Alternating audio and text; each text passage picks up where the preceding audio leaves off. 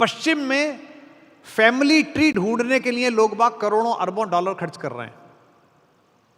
अब अगली बात जो मैं कह रहा हूं उस पर फिर बच्चे जो बैठे हैं, युवा बच्चे बैठे हैं, वो ध्यान दें। आप भी कैलिफोर्निया चले जाएंगे और वहां जाकर आप 10,000 करोड़ की कंपनी खड़ी कर लेंगे तो 3 पीढ़ी बाद आपके बच्चे इसी कानपुर में आपका फैमिली ट्री ढूंढने के लिए 100 करोड़ रुपए खर्च करेंगे। दादा कौन थे, उनके पिता कौन थे, उनके पिता कौन थे, और फिर बताएंगे, बड़े गर्व से बताएंगे हमारा फैमिली ट्री है। इसको तो आप बड़े गर्व से मानते हैं फैमिली ट्री, विदेश में हो तो बहुत अच्छा मानते हैं, पूरा विदेश इस पर पागल है।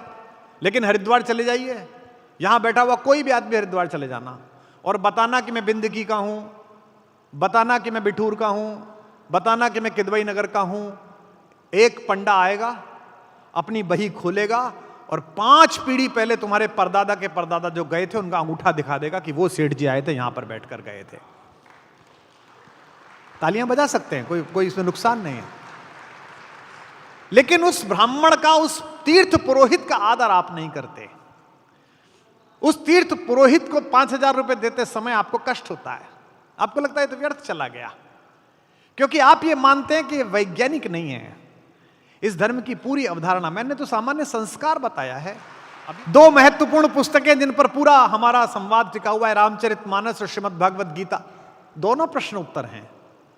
गीता में किंग कर्तव्य विमूढ़ एक युवक पूछता है कि मैं चाचा ताऊओं पर तीर कैसे चलाऊं, और मनोविज्ञान का सबसे बड़ा विशारद, समय का सबसे बड़ा गुरु, वंदे कृष्णम जगत गुरु, जगत गुरु खड़े होकर उसका इलाज करते हैं और बताते हैं कि बेटा सब नश्वर है, तू किसको मारने वाला है और तू किसको मार पाएगा, अपना कर्तव्य निभा, हतो वा प्राप्यसी स्वर्गम जित्वा वा मोक्षसे महीम तस्माद उत्तिष्ठ कौन्ते युद्धाय कृत निश्चय होकर युद्ध कर। साइकोलॉजी की सबसे बड़ी किताब, मनोविज्ञान की सबसे बड़ी किताब।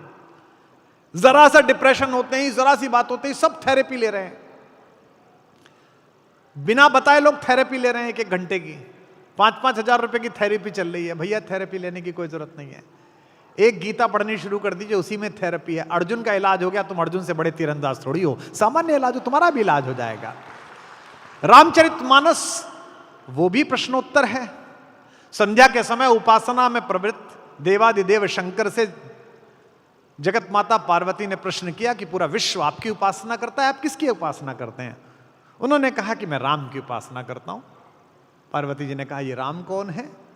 शंकर जी ने कहा पता तो तुम्हें सब कुछ है, पूछे हूं प्रश्न जगत हित लागी, जगत के हित के लिए पूछ रही हो तो सादर सुनो गिरिराज कुमारी, आदर पूर्वक सुनो, मैं तुम्हें सुनाता हूं। क्योंकि पिछले जन्म में तुमने आदर पूर्वक नहीं सुना था, शंका में सुना था, तो तुम भी दिवंगत हुई और मुझे भी कष्ट हुआ, तुम भी शरीर छोड़कर गई। वो भी प्रश्नोत्तर है।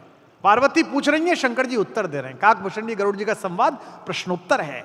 आप एक ऐसे देश में पैदा हुए हैं जब प्रश्नों को आदर दिया जाता है। मैं किसी का विरोध नहीं कर रहा, मैं किसी धर्म को नीचा नहीं दिखा रहा, मैं मुग्धता में हूं कि मैं कैसे धर्म संस्कार में भगवान ने मुझे जन्म दिया भारत में, जहां प्रश्नों का आदर किया जाता है। 2 बच्चे स्वर्ग के एक बाग में घूम रहे थे, उन्हें तो पता नहीं था कि इस फल के खाने पे नुकसान है कि फायदा है, उन्हें थोड़ी पता था। उनसे किसी ने कहा भी नहीं था कि इस फल के खाने से तुम्हारे अंदर काम पैदा हो जाएगा, बस ये कहा था कि ये मत खाओ, और जो मत खाओ उसके प्रति ज्यादा जिज्ञासा होती है। घर में करके देख लेना, कल एक डिब्बा लेना और उस पूरे घर को कह देना इसे मत खोलना, कल तक पूरा घर खोल के देख लेगा चुपचाप क्या है इसमें। आपको कोई बात कानपुर में कहवानी हो, कोई अफवाह, 5 आदमियों को फोन करके कहो तुम्हें बता रहा हूं, किसी को बता मत देना। सुबह ब्रजेंद्र स्वरूप पार्क में जितने घूमने जाएंगे सबको पता होगी कौन सी बात है, सबको पता चल जाएगी। तो जिज्ञासा तो चीज ही ऐसी है।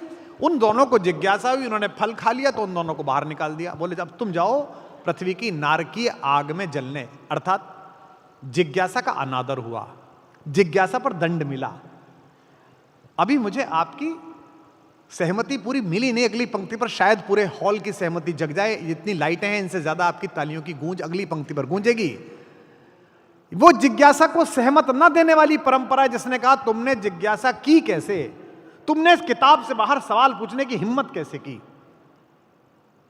अब तुम्हारा सर जो है वो तन पे नहीं रहेगा।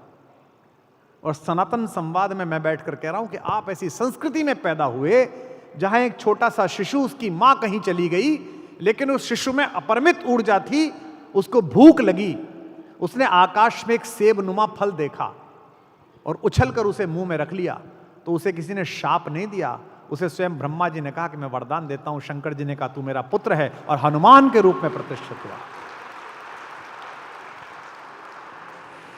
इंद्र ने कहा तू पानी में नहीं डूबेगा, अग्नि ने कहा तू अग्नि में नहीं जलेगा। इसीलिए पूंछ जल ना पाई, लंका जल गई, पूंछ न जल पाई, क्योंकि प्रारंभ में ही वरदान दे दिया अग्नि ने।